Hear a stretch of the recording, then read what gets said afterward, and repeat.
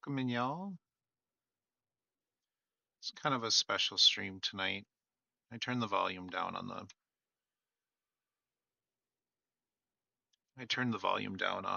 game because I'm gonna talk. Oh, I gained a disease.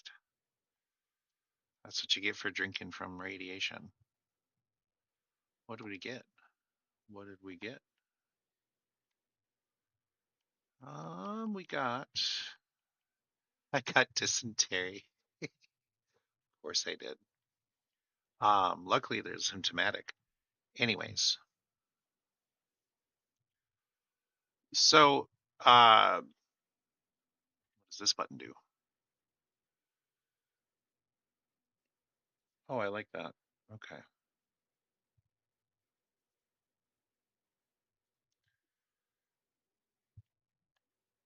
So this stream is more going to be about me while we play Fallout 76. There's been a lot of things in the news, specifically around transgender people. And you know what? I am one of those people. I've always been one of those people. I've known since I was 6, maybe 5. I don't know. The time gets a little wishy washy when you get that young and don't have that far back a memory to go. But a lot of people saying that it's a, you know, bane on society. I doubt it. I'm not even a little biased on it. I just don't think it is. It was something that I did not get to choose. It was there my whole life. Remember when I was 5 or 6 in kindergarten, I do remember having like knowing that something was different. Like everybody had always said, you know, blah blah blah, you're a boy, blah blah blah, and so that's what you were. And I grew up in a fairly conservative rural part of Minnesota. And you don't question things. You really don't. You don't question people around you. You don't question your parents, especially. I mean, I was never abused by my parents or anything like that. Um, it was just society was in the 80s, early 80s, that you just didn't question things, kids especially.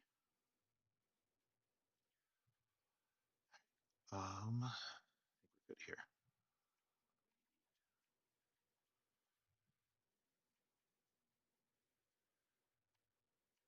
So, all these thoughts that I had in my head about how I didn't feel right. I didn't feel like I belonged.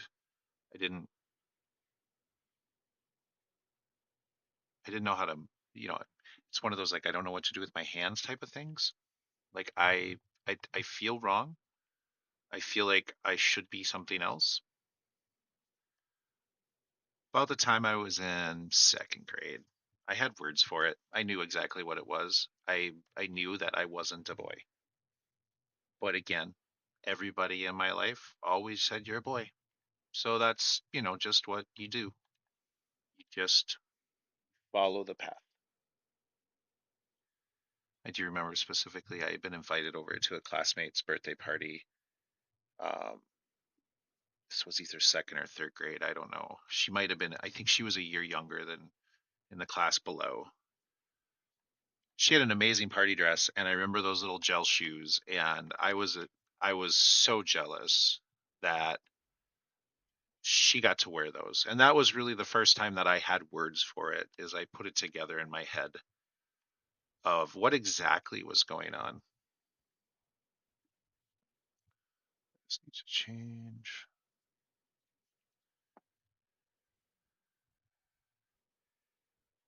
And I don't know that I ever said anything to anybody. I don't think it matters that I did or not. Hold on one sec. I'm going to turn down the volume on my game and my headset after I get done with this battle quick. Because y'all don't hear very much, but I do.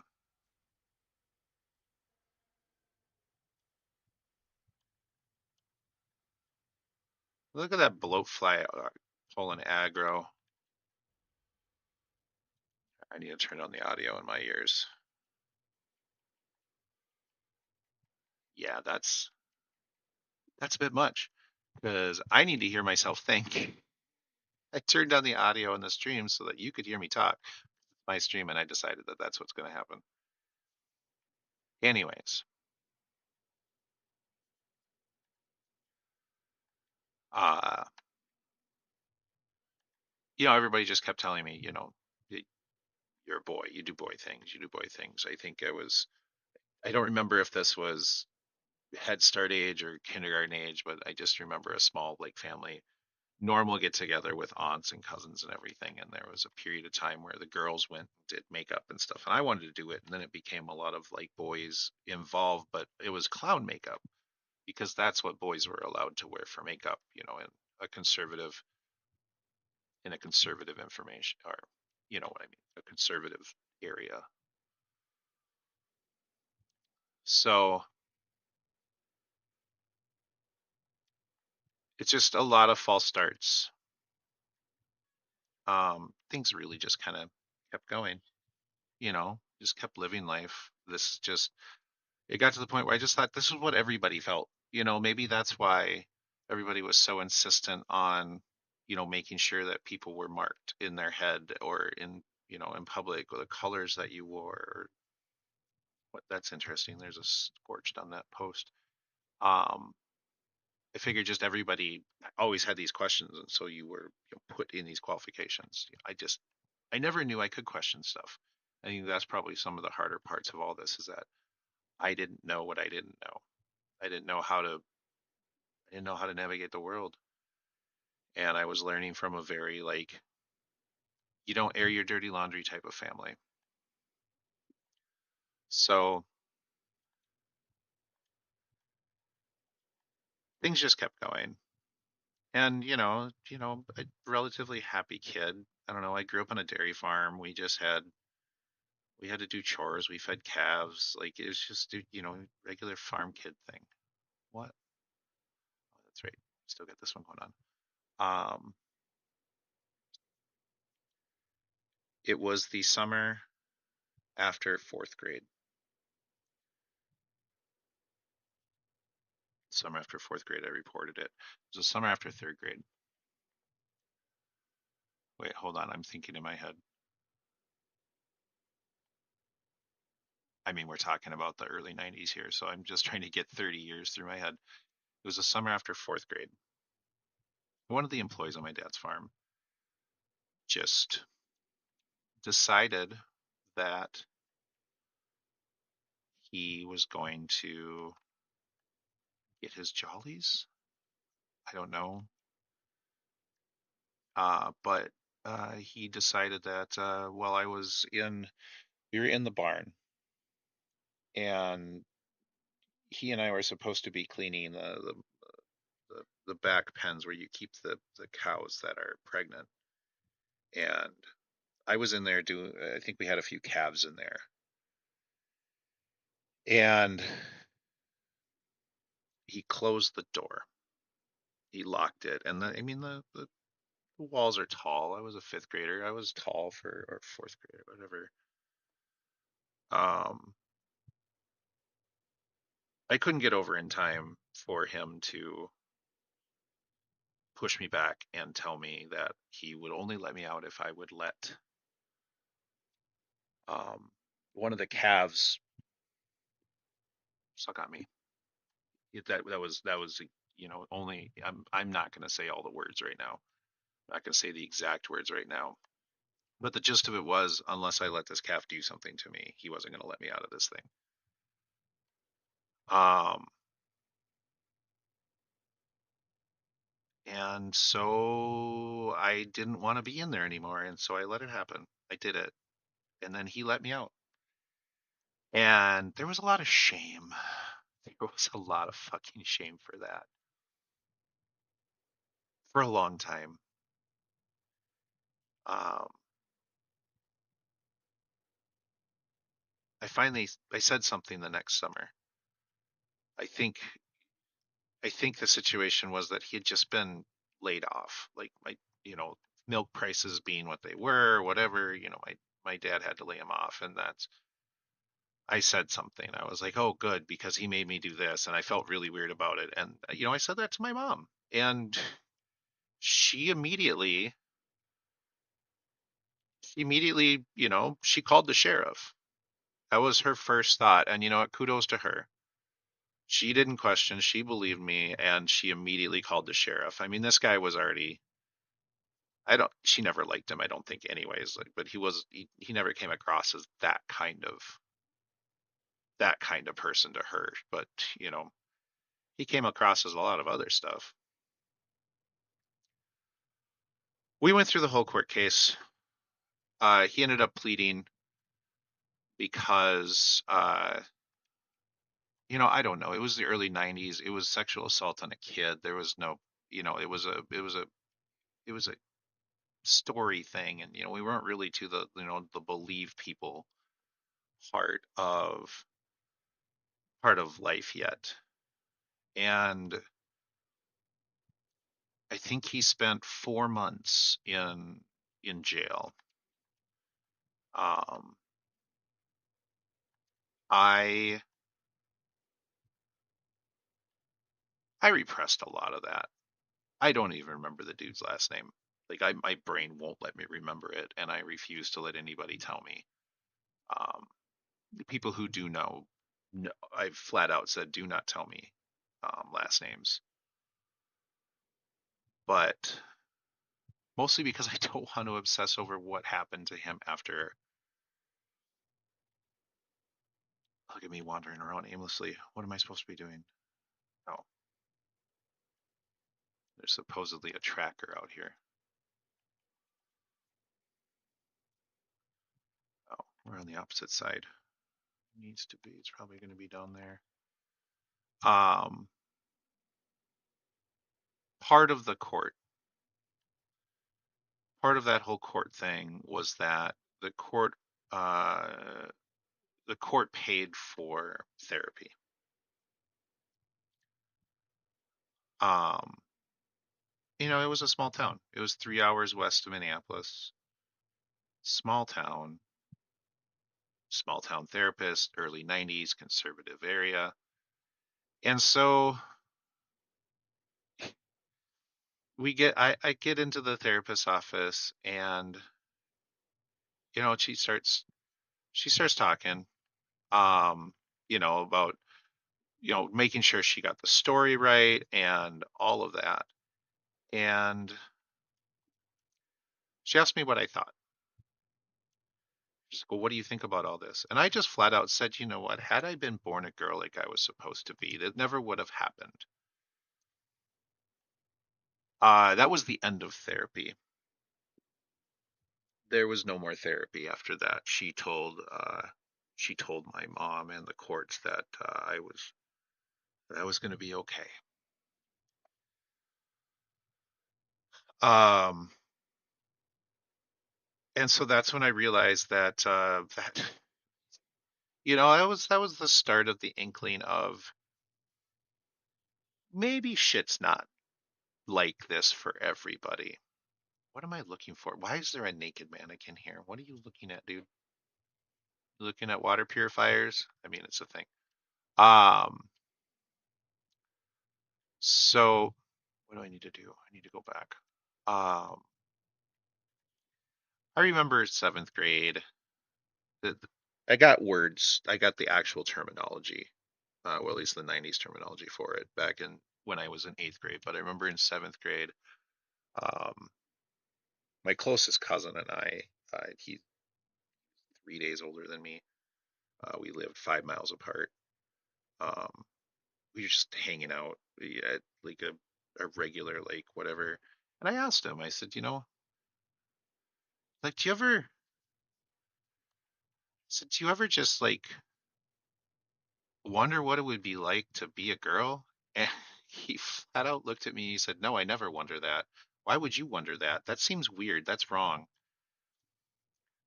That was when I realized that not everybody. And so that got me on the path. And when I actually found the terminology in the library, and I don't remember if it was a school library or public library, whatever. Um, I just, I, we were just pre-internet. There wasn't a lot of places to go. I definitely didn't have internet yet when I was in eighth grade at home. Um, I don't honestly remember where I found exactly the what the terminology was for it, but I remember looking up sex differences. I think it was in the DSM. It might have been something related to like the DSM 3 or 4 or whatever it was back then that had trans stuff listed under. I need to go speak to him. I'm wandering. Um, Anyways, those details I don't think really matter. So, oh, there we go. So, I count that after fifth grade therapy appointment, if you want. I'm putting quotes around that, but my hands are on a controller. I'm counting that as the first time I came out. Um, so, I never got answers. What else do I have? Um, I never got any answers that I needed, and I continued to live life because, I was a good boy. I was a good boy. I went to church. I participated in church things. I did. I was a tall boy. By the time I ended sixth grade, I think I was 6 feet tall. I was in basketball. Um, I was backup on the varsity basketball team in 10th grade, and I started junior. I started, whatever. Um, but yeah, I did what I was told.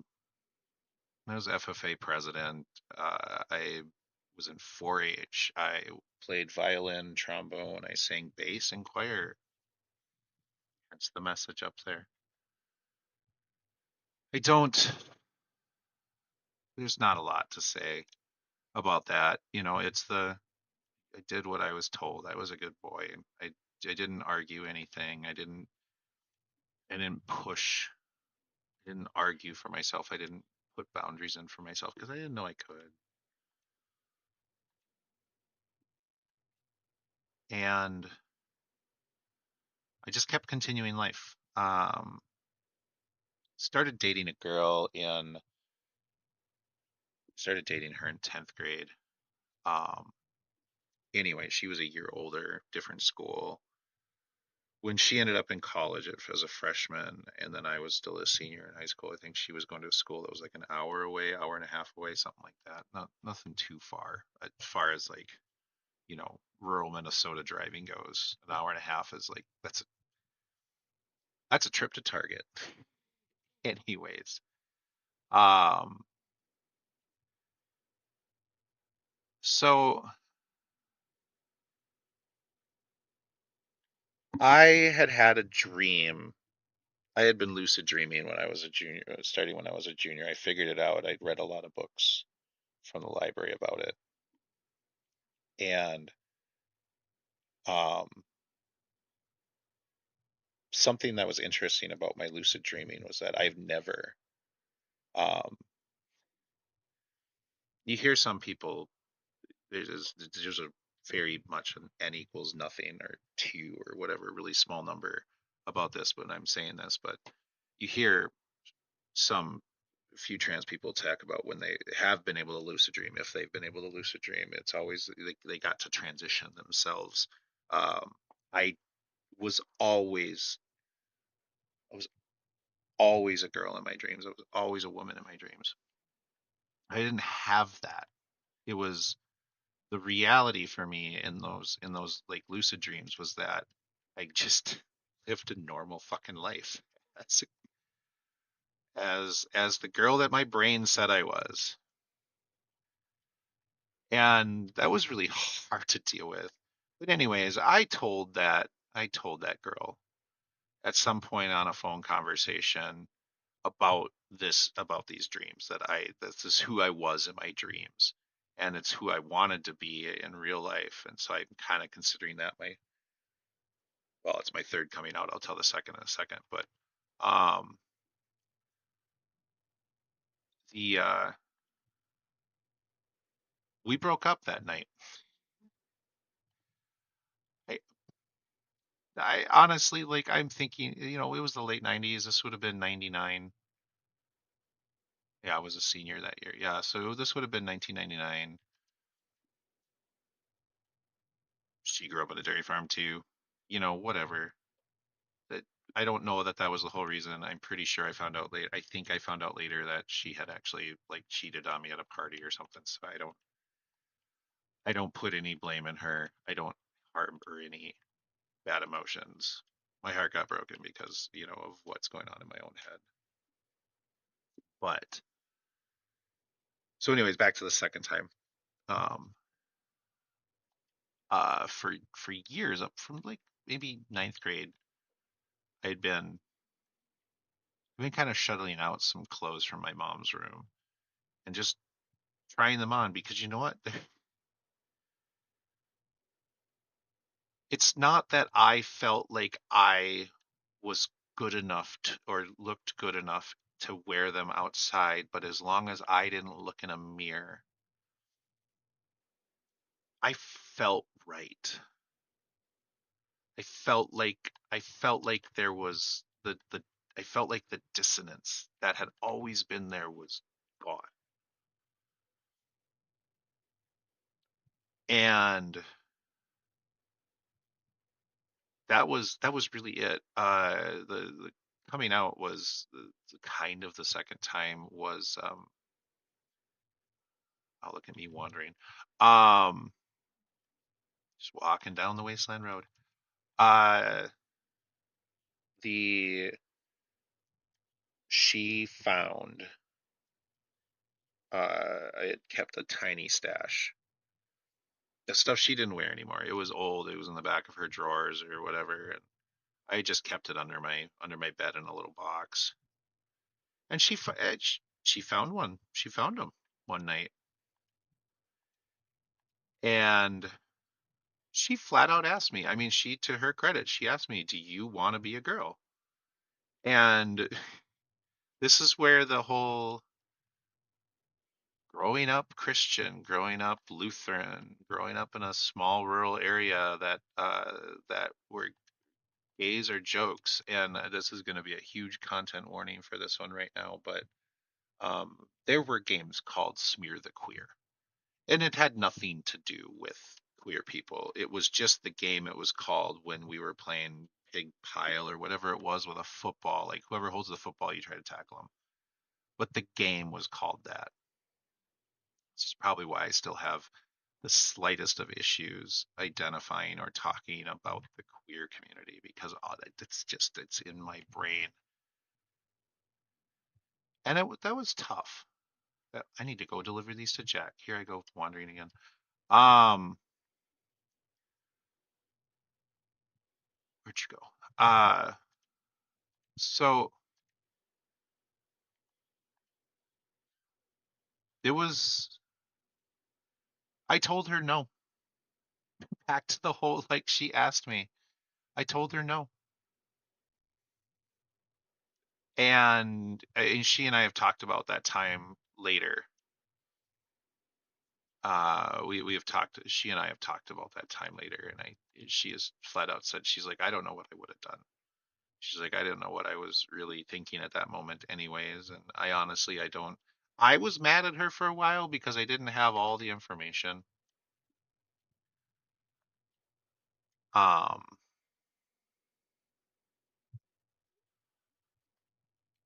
I'm not mad at her anymore. She and I have a pretty decent relationship. Um, and But she flat out said, had I answered that question differently, she would have figured out a way to move. Like, I think she just flat out said, I would have figured out a way out of there for you. She's like, that would have never worked there. Um, She also said a lot of things like, very, the self-centered side of that equation, which is like, I don't know how to talk to people in that area about that. I don't know how to bring it up. I don't know how to do this. And I don't put a lot of importance on those thoughts anymore because that whole area is watch out for yourself or the neighbors are going to talk. It's that small town. Everybody knows your business. I mean, they talk about the Cheers bar. Everybody knows your name. If it's just a bar that's at, that's pretty nice. But if it's not just a bar, if it's the whole town and everybody knows your business and everybody knows your family and everybody knows how your history and everything you do affects your family and everything your family does affects you, you don't rock a lot of boats or any. You don't make waves.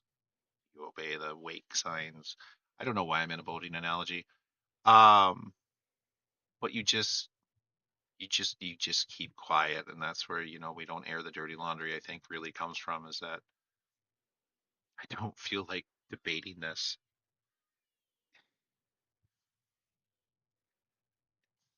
I don't feel like debating this anymore. So anyways, that I consider my second time.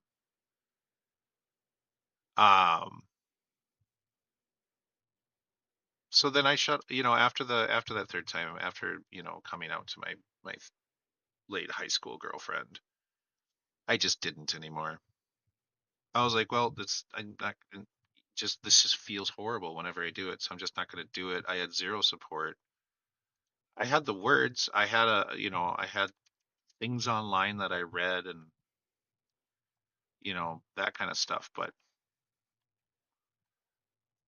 when you grow up in a follow the rules and obey the standards and keep to the status quo, you're not going to do shit. You're not going to say anything. You just keep going. Um, it was really hard for me to have good, healthy relationships with anybody. Like I got married the first time when I was 22, and that was not a healthy relationship, um, in any means. We ended up divorcing because I came out to her as well. It always just ends up there. You always end up there, and and then I got turned down for that, and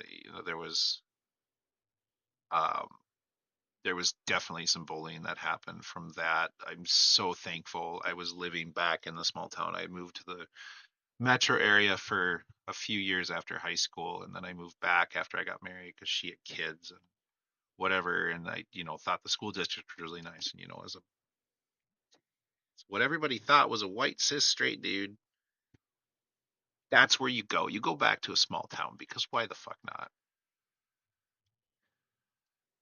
Um, but I am so thankful that she did not um, air that dirty laundry. And I think what saved me there was that she had made good friends there moving back. She was not from that area. She grew up in the south suburbs of Minneapolis. Um, so she didn't say shit. She didn't, I don't think I think she probably felt shame. So,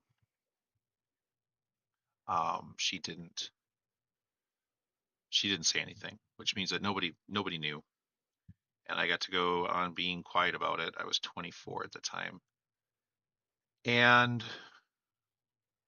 that things worked out or didn't work out, and I had to go back to where is he? Um, I got back to the Twin Cities, and um, life just kept happening.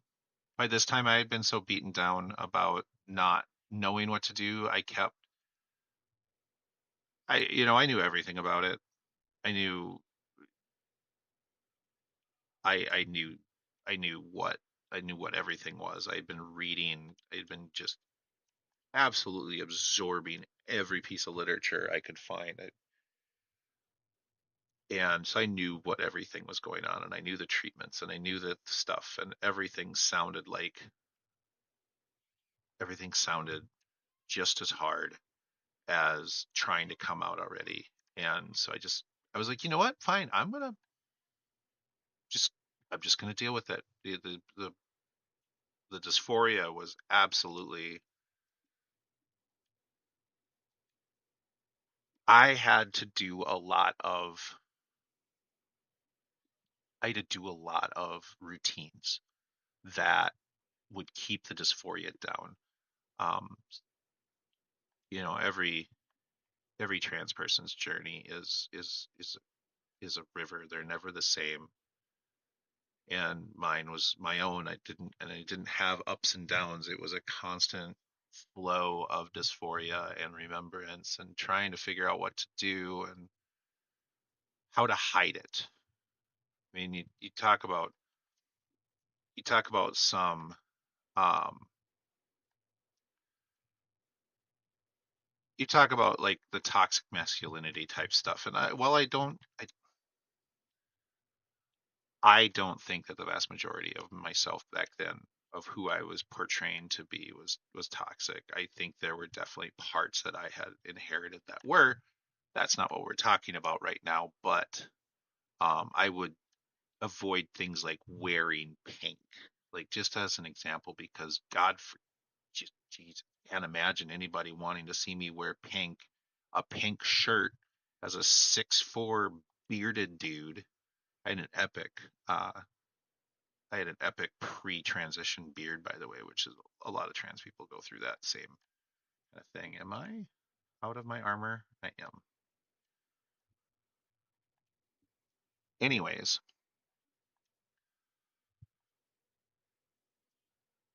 it. Where was I? What was I talking about?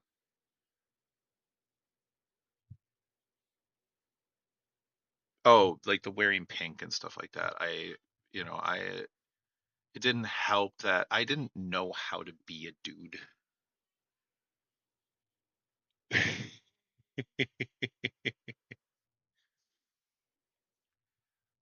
Um,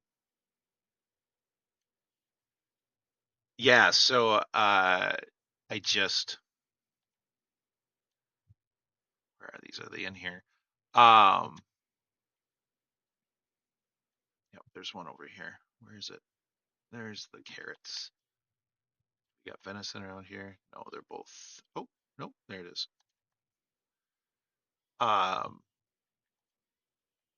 so anyways, like I tried to avoid doing anything non quote unquote masculine, which in and of itself is toxic. So whatever. I was doing it so that he didn't like get outed, but that was a ridiculously irrational point of view for how the world worked. Um, I absolutely recognize the ridiculousness of it now. Um, Nobody would have fucking known. Absolutely zero. I'm gonna stir. I don't have to do this, but I'm gonna stir the soup, and then I'm gonna add the ingredients so that we get all the good stuff from the bottom. All right, so now we gotta go find the pepper and salt. Um, the so what? We're in 2009 now, I think. Um, I got married, had a couple kids. That is the extent of which I'm going to talk about that. Everything is fine on those regards for relationships. Um, I am divorced, but it's not. Um, but it was a necessity thing. You know, she wasn't attracted to women, so you know, whatever. Find the little black pepper. Did I not go pick that up? Um,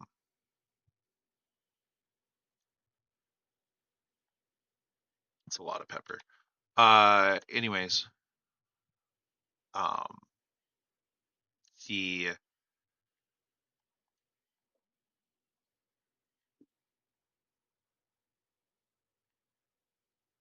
the dysphoria got worse, as it does. You know, in all the reading that I had done, I read it too. But you know what? I was a strong-willed. I could just hold a lot.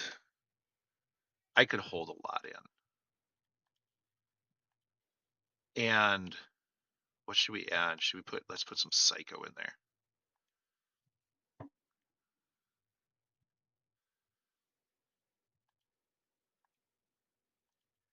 gonna make them strong. Um, they're this way. I think we're gonna give this to the settlers. Anyways, uh, I lived at arm's length from getting back to the cities. I've been in tech. Um,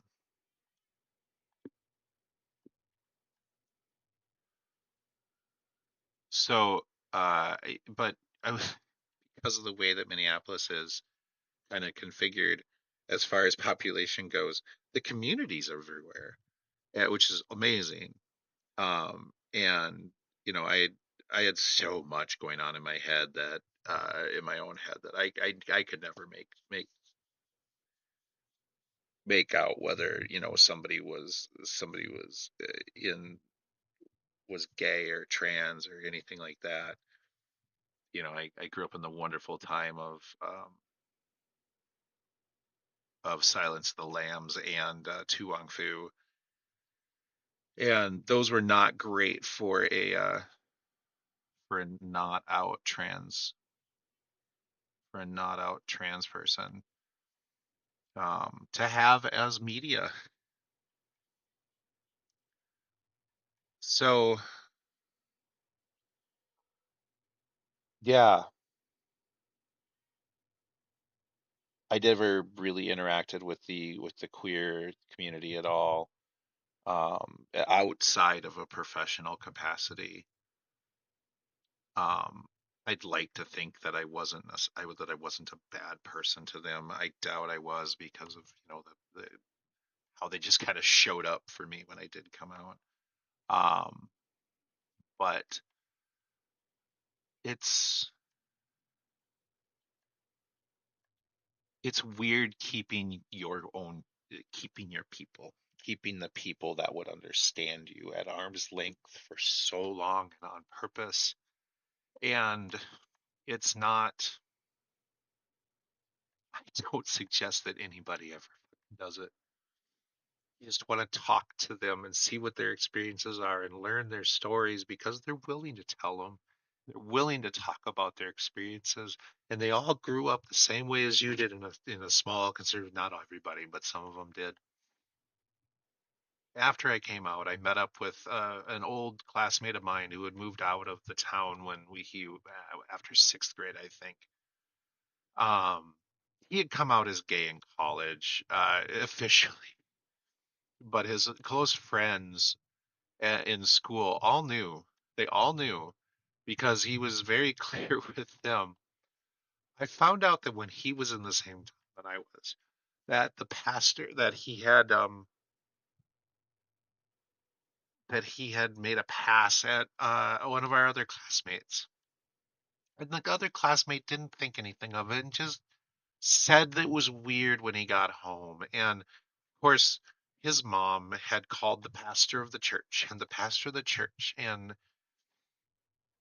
his mom and this guy's mom when he was third or I think fourth, I don't know. Times are weird. I talked to him like 6 years ago about this at a Mexican restaurant in Golden Valley. Um, of all places.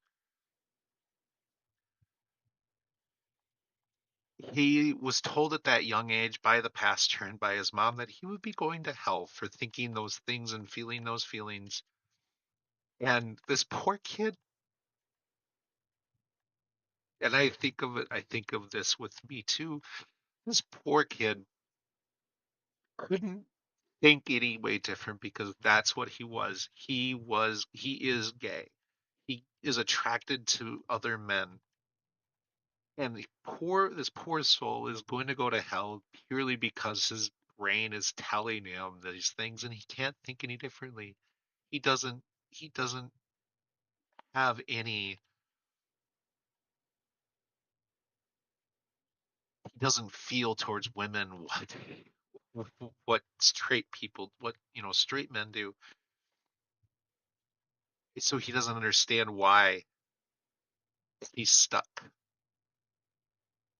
And so I was so glad that he moved out. I think his parents divorced. He moved an hour and a half away or so to a different school, and I never really talked to him again. He and I were both in all-state choir in sixth grade, and that's how I like actually kind of knew him and kept in touch with him, was that connection. Um, but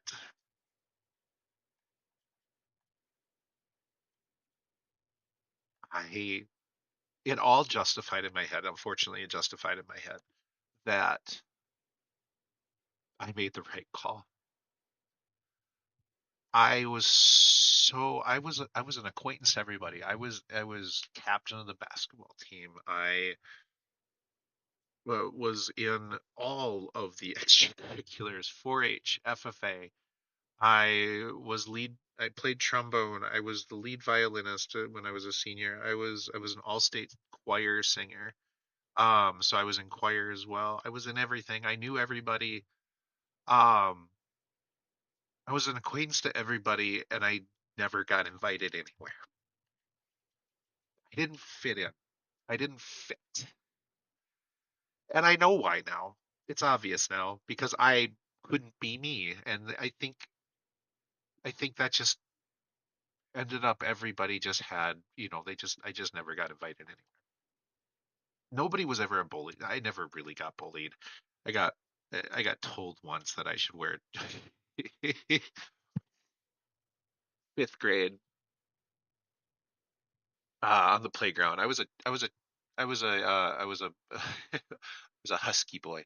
I hadn't quite hit my growth spurt in sixth grade, so I was still in fifth grade, and one of the boys in my class looked at me after recess and said, "You should really wear a training bra." I I remember thinking in my head that, God, I wish I could. I wish that was an option for me. I would love it. So the bullying was never really a problem. Um, I was, because I was in everything, because I was good at sports. Wasn't, I wasn't bullied. I didn't, I also didn't know to be myself or who myself was, and so I gotta sit down. Um,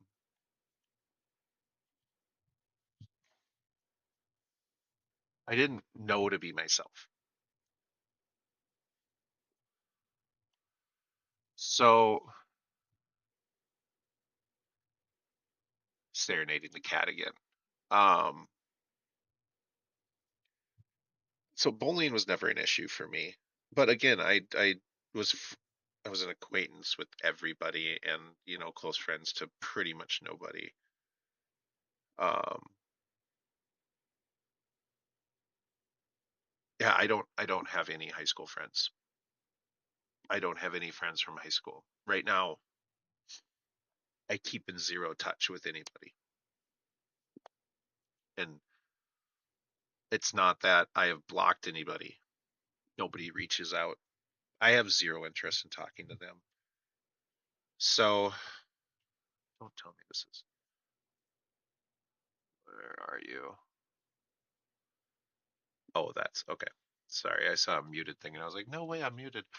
Um, so that's just the way it was. And that's why I thought I could get through it. That's why I thought I could just deal because I got through high school. That was why. That was why I thought I could deal because I got through high school. All right, I need to go find some stuff. Um,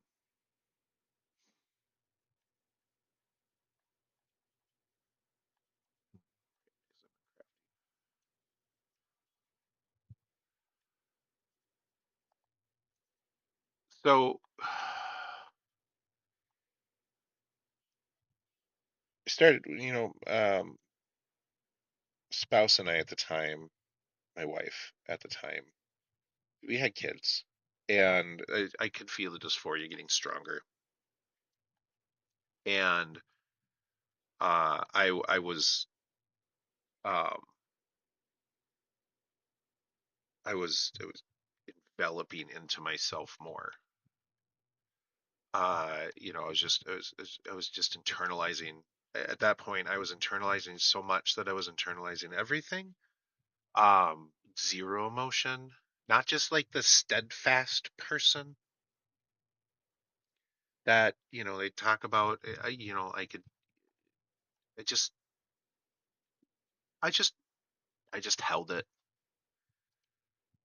Nobody at that point in my life had ever shown any real interest to my emotions. You know, God knows the therapist didn't, which is probably why I didn't actually do therapy for a very long time until I was kind of, kudos to her. She got me to go to therapy. Um, and I adore her. That was my second. Uh, the the other mom of my kids. She got me to go to therapy, and I'm glad she did. I'm glad she approached it from a, you know what? What's the worst that it's gonna do? Now, to be fair, I had already come out to her at that point, shocking the shit out of her. She had no idea. Nobody had any idea. The only reason that I think my mom was not as shocked was because this brought back that memory from 10th grade, from my 10th grade year for her, of like, oh yeah, it was something, wasn't it? But what's in the suitcase? A coffee pot. Um,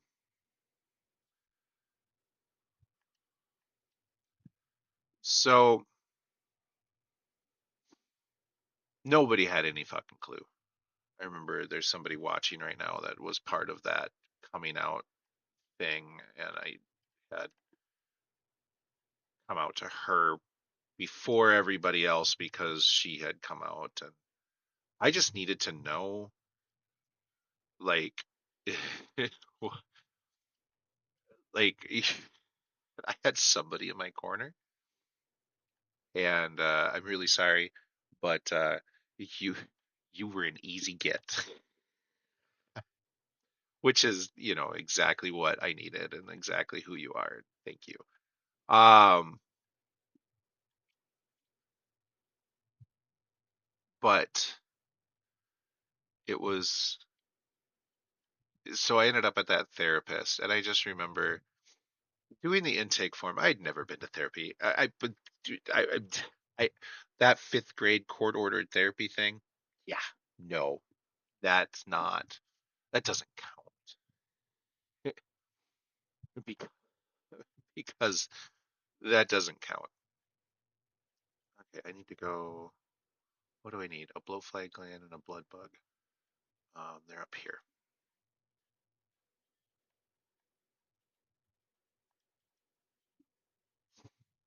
Um,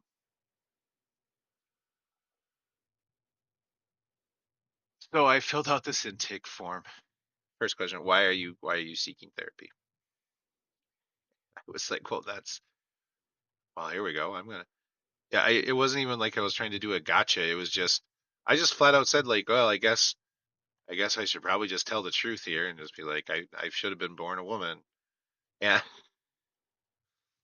having a conversation with that therapist after she wrote me my letter like a month later, I was like, after she had written it to me, and she had told me that she was willing to write it, and I was like, so at what point did you know that I was trans enough to get this letter? She's like, you wrote it as the first answer on your intake form. She's like, nobody does that. I know I have a few trans friends that went through a journey with a therapist. Like they didn't realize that this was what was going on with them. Um yeah, and like I don't get that part because this has always been me. This has always been who I am. It's just I I hide it. That's what you do. That's what I did. Um, the closet was where The closet was less of a necessity and more like, oh, this is where I live. I didn't know any different. Um, and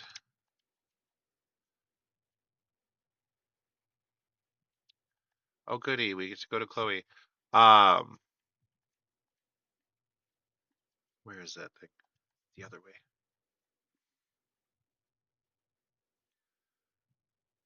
So, anyways, long story short on that, I was trans enough. Uh, and I thought about the ability, the option was there. The option was absolutely there to um, go slow, to wait a while to start hormones or start stronger hormones or whatever. But honestly, as soon as those gates opened, I didn't want to hold back. I didn't want. I had waited 37 years. I was 37 years old when it stuck. When me coming out actually stuck. When I had a community of people behind me that, even though it decimated her, one of my most important champions of all of this, she didn't have to, but she did. Oh, this is where I was going. Um, what a reload time. Anyways, she didn't have to. She did, and we're still extremely good friends. Um, and you, usually sometimes it doesn't give me a gland for that one. Um, and I hate finding the other blowflies. Anyways, um,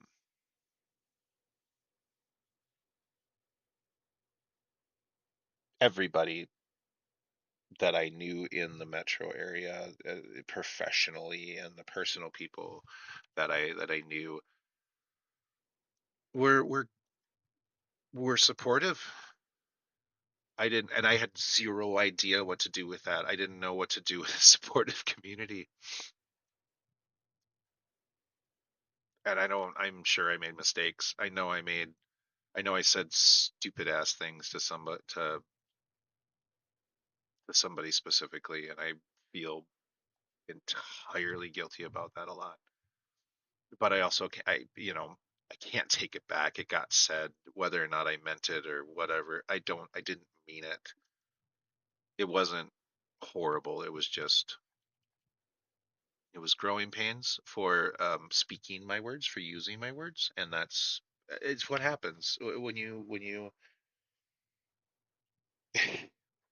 by me internalizing everything for decades, for 3 decades. I didn't know I didn't know how to there was the faucet was either closed or open. There was no dribble. Um Hence why, like, I'm doing this tonight, which is just the backstory on this was the I was planning on streaming. I was just planning on doing a regular stream. I don't know that I was even going to do a camera one. I was just going to maybe just play for a while. But I was watching a show, and the last 3 minutes of that episode ruined me, absolutely tore me apart. It's not even that kind of show, but it was that kind of moment for the people in the show, the characters in the show. And it was um it was an Indian student whose mom was visiting, and she had just discovered she was bi, and she didn't want to tell her mom. And the end of the episode, she didn't even have to tell her. She made an action, and her mom gave her silent confirmation that it was okay and that she still loved her and everything. And I broke. I watched the last 3 minutes of that show like maybe 8 times, rewound it, watched it again, rewound it, watched it again. I'm sure that if Max actually gave a shit about the analytics on that stuff, to be like, oh shit, what's happened there? But it's probably just me that did that. It broke me, and I had this stream scheduled for 8, and I still wanted to stream. I've been starting to enjoy it, even though there's like barely ever anybody here. But that's kind of what I like. I just want to play. I just want, if somebody can't play, maybe they can enjoy it through my screen. But I was like, I still want to stream, but I want to talk because everything's been going to shit for the last week. We're less than 1% of the population, maybe, well, 1.5%, whatever the stats are. They won't let us track anything, so nobody fucking knows the exact number. But somehow we are worth hundreds of millions of dollars in the previous election for the topic in different states, and we're worth entireties of executive orders, and the amount of time and money spent on lawyers and people who hate everybody but themselves and everything to get those things written and signed and then put into action. What a culmination of a week, where a 3-minute ending to a show breaks me to this point when I've just had an existential dread the rest of the week. There's no hope involved with this. It's not like I'm feeling hopeful that this message is going to actually do anything or change minds. I mean, I think I know the two people that happen to have watched at some point in here. But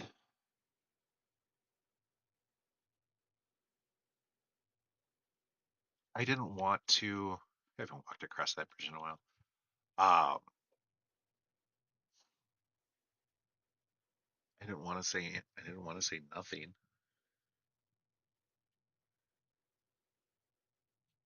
You know, I've told my story before in parts. I've never told the whole thing all at once.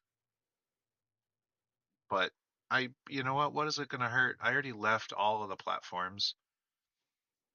At least now I'm controlling what's known about me instead of what's being inferred. I mean, and ironically, I'm, on one of the platforms that probably has the most of my data. But honestly, if you're going to go with somebody, go with the one that already knows everything about you. At least they're greedy enough to keep it to themselves, not letting anybody buy it because that is their bottom line. I'm talking about YouTube. I'm talking about Google. They have zero interest in anybody else knowing this about me, knowing what they know about me, and that's fine. I don't care. I can't do anything about it anyways, so might as well might as well embrace it. So now I'm 44. I run my own business. I was in I was in the tech industry. I still am, but I was in the tech industry as a closeted trans woman for 15 years. And then I wasn't closeted anymore, and I'm still in the industry. And what I'm trying to say is that they make it out to be like there's some sort of underlying, and when I say they, I mean people who think trans people are less than human, second class citizens, all that shit. I'm saying that to them. This wasn't a choice. This was survival. I tried to end it in 2017. Nobody would have known had I actually had I actually been successful. Um, nobody would have known why. And I think that's what got me to change my mind almost too late. There was a lot of puking involved after I changed my mind. After I'm like, wait, nobody's gonna know why.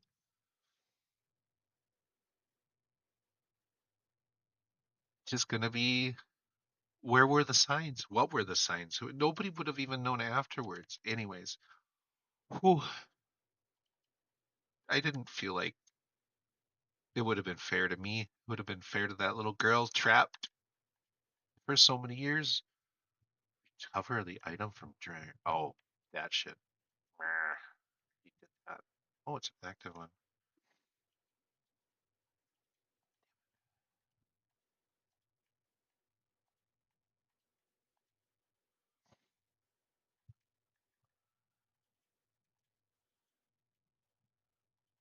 And so I'm still here. I don't know what that means. I don't know how long that means. I don't have a passport. Now, I unfortunately wasn't one of those lucky few that were able to get processed last minute. So all my shit's over there in whatever office, wherever the fuck it is. Did I go back to? God, I don't even remember doing it. Just been talking and playing. Um,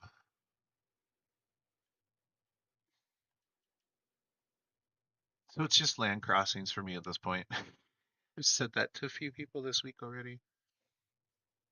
If things become untenable and if I become illegal to exist, it's land crossings. I hope that doesn't happen. I really do. I really hope that this is just like a good poo. I just really hope this is their good poo. Like they're just getting it all out right now. It feels good. They got it. They got it, and then they just kind of run out of steam. I'm just really hoping they run out of steam.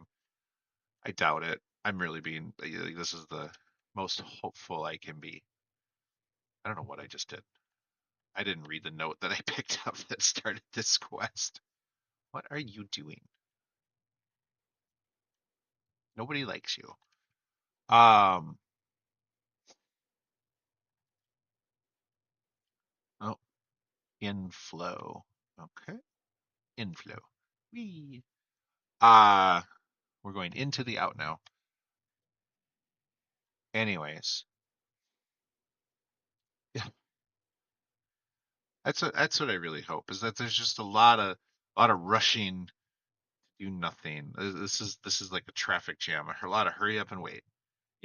Oh, the car in front of me went forward. I need to mash on my accelerator for a little while. I need to go back to my home base. Oh, Jesus. Wait, I need a picture of this one. Hello. I see you.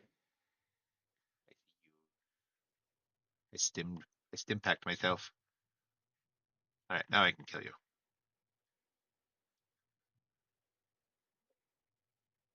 Ha. Um.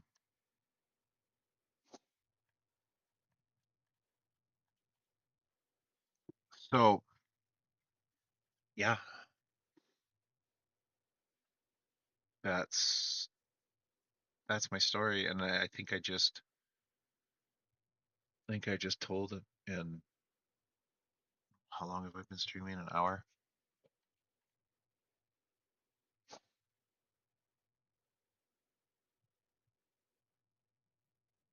And it sucks because I don't know. My personal life is affected by decisions being made uh, outside of my like ability to control things. And